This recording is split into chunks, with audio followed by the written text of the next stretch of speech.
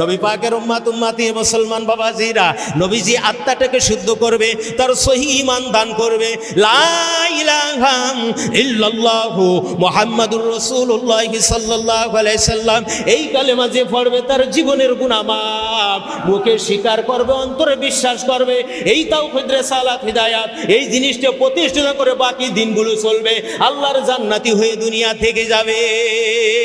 আল্লাহ পাক রব্বুল আলামিন বললেন, লাকাদ কানা লাকুম ফীহি রাসূলুল্লাহি উসওয়াতুন হাসানা, আমি তোমাদের কাছে রাসূল প্রেরণ করেছি, তার আদর্শটা হলো তোমাদের জন্য উত্তম আদর্শ।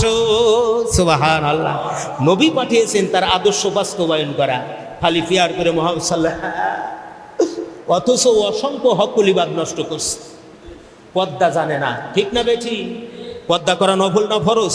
হারাম থেকে ফিরে থাকা নফল না ফরজ? এগুলো জানে খালি।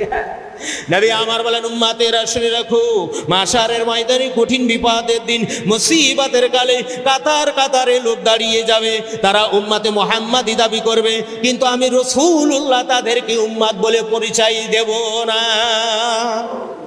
তারা উম্মতি দাবি করবে, করবে কি করবে না, কিন্তু উম্মতের কাজ তারা করে নাই, রসুলের আদর্শকে বাস্তবায়ন করে নাই, নবীজির আদর্শকে কি করে নাই, বাস্তবায়ন করে নাই।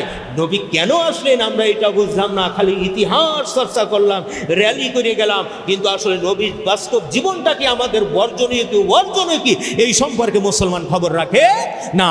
প্রত্যেকটা কথা আল্লাহ তাআলার সাক্ষ্য হয়ে যাচ্ছে, আল্লাহর ক্যামেরায় উঠে যাচ্ছে, এর একদিন বদলা অবশ্যই আছে, কথা ঠিক না বেঠিক?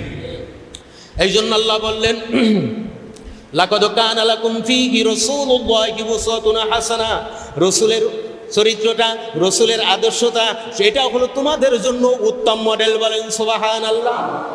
মাথার উপরে আপনার ওই তেল ঢালা কি কয়, কাক না কি বলে? হ্যাঁ, ওই যে তেল ঢালতে হয়, কাক, এইটা বসাই দিয়ে এই রাম কায়দায় চুল কাটতেছে, ওর পরে একটা ঝুটু আছে, এই বক কাটিং দিয়েছে। কি কাটিং? বক কাটিং। এই মুসলমানের বাচ্চারা জানে না, রাজাদের দরবারে যারা গোলাম থাকতো, ঢোম থাকতো, সুইপার, বোঝেন না? হ্যাঁ, বুনো, ওই তাদেরকে কে বুনো কে ঢোম আর কারা রাজ দরবারের দায়িত্বশীল লোক, এটা বোঝানোর জন্য সেই সময় তো নেম প্লেট ছিল না, তা বলা হতো যে নাপিতদের বলা হতো যে ওইভাবে চুল চারিদিক থেকে কেটে মাথার পরে ঠুক করে রেখো একটা, তাহলে বুঝতে পারবে এ ঢোম।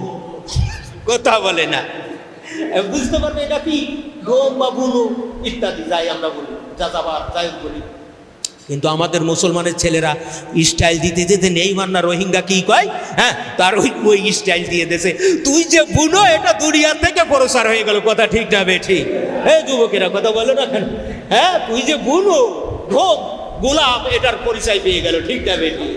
লাকাদ কানা লাকুম ফীহি রাসূলুল্লাহি উসওয়াতুন হাসানা, নবীজি কিভাবে সালাত আদায় করেছেন, হুজুরি কলবের নামাজ আদায় করেছে। নামাজের মধ্যে দুইটা জিনিস, কয়টা? একটা হলো নামাজের দেহ, আর একটা হলো নামাজের প্রাণ। নামাজের দেহ হলো বাহ্যিক পাক পবিত্রতা, সূরা কিরাত সহি শুদ্ধ করা, রুকু তাসবিহগুলো ঠিকঠাক করা, সময় মতো রুকু করা, সুন্দরভাবে সিজদা করা। আর নামাজের প্রাণ হলো ইখলাসুস সাইর, চিৎকার মেরে বলা যাবে কি সুবহানাল্লাহ। বাহ্যিক দেহটা তৈরি হবে, আল্লাহর সাথে আত্মার সাথে সংযোগ থাকবে, লাউ পটল আলু কদু ইত্যাদির চিন্তা আসবে না। বান্দা যখন নামাজে দণ্ডায়মান হবে, সে বলবে আমি পুলসিরাতের কঠিন রাস্তার পরে আছি। কততম কঠিন রাস্তা, কত কঠিন রাস্তা! কিরামান কাতিবিনা ইয়ালামুনা মা তাফআলুন, আমার কাঁধের পরে দুইজন মুকাররম ফেরেশতা আছে, ভালো মন্দ সব কিছু লিপিবদ্ধ করতেছে। ডানে যদি ঘুরে তাহলে সে দেখতে পারবে, বামে যদি ঘুরে তাহলে সে দেখতে পারবে। আমার নিচের জাহান্নাম অবস্থান করতেছে, খুব সূক্ষ্মভাবে যেমন চলবে।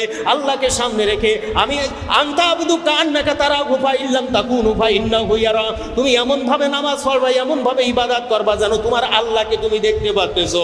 দুনিয়ার জমিনে চামড়ার চোখে আল্লাহকে দেখা যাবে না, কিন্তু আল্লাহ যে আমাকে দেখতেছে এতটুকু ইয়াকিন করলেই হবে। বলেন সুবহানাল্লাহ। জাহান্নাম নিচেই আছে, যদি হেলাহেলি করি, দুলাদুলি করি, আল্লাহু আকবার, আমি জাহান্নামের মধ্যে পড়ে যাব, এই চিন্তা করে একমাত্র আল্লাহর কুদরতি কদমের উপরে সিজদা দিয়ে আল্লাহর পুত কত পবিত্রতা বর্ণনা করে সুবহান রাব্বিকাল আলা, চিৎকার মারি বলা যাবে কি সুবহানাল্লাহ। আল্লাহ মাল ভক্ষণ করে আল মসজিদু বাইতুল্লাহ, আমার মসজিদের মধ্যে আমার ঘরের মধ্যে এসে আমি আল্লাহর কুদরতি কদমের পরে সিজদা দিলি, আমি আল্লাহ তোকে মাফ করে দিলাম এবং তোকে আমি মুমিন বলে সাব্যস্ত করে নিলাম। চিৎকার মারি বলা যাবে কি সুবহানাল্লাহ। আর একটু জোরে বলা যাবে কি সুবহানাল্লাহ। আল্লাহ সূরা মুমিনের মধ্যে 10টা গুণের মধ্যে প্রথম গুণটা বলেছেন কদ আফলাহাল মুমিনুন, সফল কাম হলো মুমিনগণ আল্লাযীনা হুম ফি সলাতিহিম খাশিউন, যারা তার নামাজের মধ্যে বিনয়ী নরম। সুবহানাল্লাহ। এটা হলো কার মডেল? নবী পাকের মডেল। কার মডেল? রসুল পাক সাল্লাল্লাহু আলাইহি সাল্লামের মডেলে হুজুরি কালবে নামাজ পড়বে। কি কালবে নামাজ পড়বে? হুজুর